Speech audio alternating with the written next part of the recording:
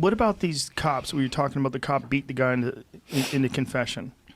How does a cop like that not go to jail? How does, if you know that, where is that cop now?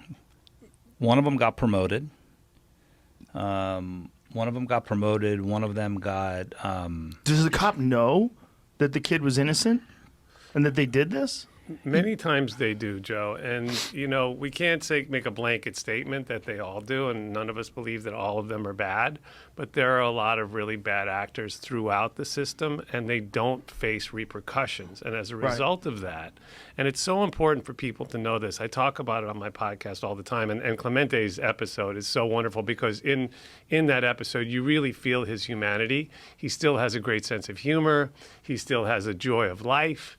And all the exonerees, I find, have this sort of incredible, I can only describe it as grace, right? After literally being to hell. Like death row on Florida, it doesn't get closer to hell than that, right? And he was there for 14 years.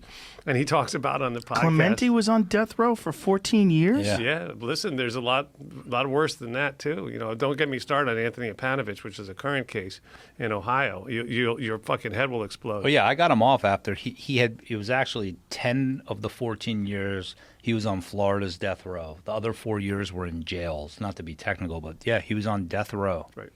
Yeah.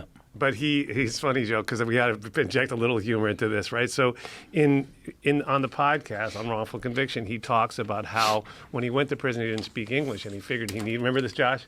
And he said, I needed to learn how to speak English. I figured I'm never going to get out of here if I can't, help in my own defense. So he asked the guard for a Bible, and the guard said, there's no Bible. He goes, this is hell. There's no Bibles here. So he gave him instead a book of penthouse letters, like porn. He gave him porn. And so Clemente says he read this thing 17 times. And he says the 17th time he finally got a hard on. He says, but not because of the porn, because I realized I could speak English, right? And when you hear him say this, and you want to hug the motherfucker. He's such a good and decent guy, and he just loves life, and he appreciates everything. But imagine that it took Josh Dubin, right, one of the great lawyers in our country. Is that him right there? Yeah, that's that was right after that's me on the right. That was the moment that he got exonerated. Wow. And my co-counsel, Lindsey Boney and Dylan Black, Southern gentlemen who, this case changed their lives, and that's Maury Palmer, who I mentioned before.